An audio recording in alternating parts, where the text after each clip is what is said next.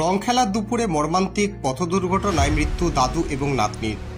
জলপাইগুড়ি মোহিতনগর চৌরঙ্গি মোড়ের কাছে কৃষ্ণ মোড়ে ভয়াবহ দুর্ঘটনা।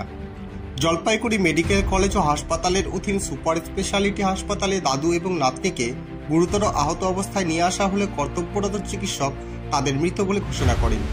দুর্ঘটনার জেরে জলপাইগুড়ি শিলিগুড়ি রোড মোহিতনগরের কাছে ঝাবাড়ির মোড়ে পথ অবরোধ। ঘটনাস্থলে পুলিশ। জানা গিয়েছে, জলপাইগুড়ি রানীনগরের কাছে পাঙ্গাবটতলা এলাকা থেকে চৌরঙ্গি মোড় এলাকায় দাদু নাতনিকে নিয়ে রং খেলবে বলে টোটো চালিয়ে আসার পথে মুখোমুখি গাড়ির ধাক্কায় টোটো দুমড়ে মুচড়ে যায়। দাদুর নাম সুকুপাল, আনুমানিক বয়স 55 এবং শিশুটির নাম রাধিকা রায়, বয়স 3। গুরুতর আহত অবস্থায় স্থানীয়রা জলপাইগুড়ি মেডিকেল কলেজ ও হাসপাতালে নিয়ে আসলে কর্তব্যরত চিকিৎসক তাদের মৃত বলে ঘোষণা করেন। মাত্র 3 বছর বয়সের এই কিশোরী এবং দাদু দুজনের মৃত্যুতে শোকের ছায়া নেমে আসে গোটা এলাকায়।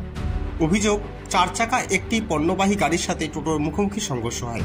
ঘটনাস্থলে উত্তেজিত জনতা বেশ কিছুক্ষণ পথ অবরোধ করে এবং পুলিশকে ঘিরে বিক্ষোভ দেখায়। ঘণ্টাখানেক পর অবশ্য পথ অবরোধ উঠে যায়। গোটা ঘটনার তদন্ত শুরু করেছে পুলিশ। ঘাতক গাড়িটির খোঁজ চালাচ্ছে জলপাইগুড়ি কোতোয়ালি থানার পুলিশ।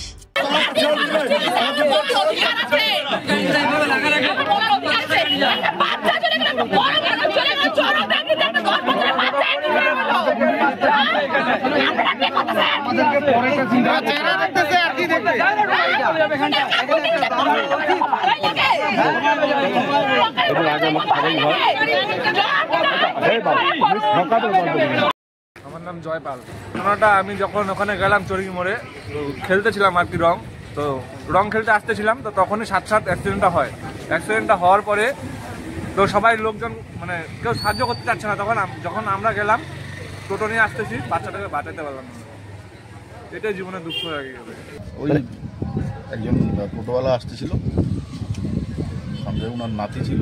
ওটা সাইড থেকে ওই টমেটো বোঝাই একটা গাড়ি আসতেছিল।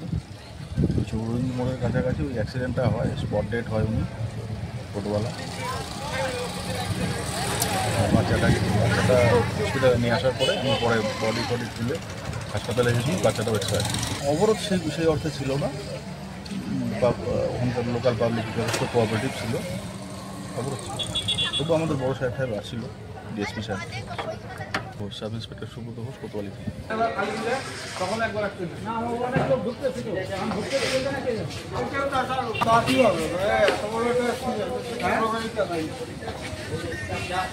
ফুল পাঞ্জাব আগে সিসি ক্যামেরা ওখানে আছে। আপনারা দেখছেন নর্থ বেঙ্গল সমাচার, উত্তরের বার্তা, সত্যের পথে।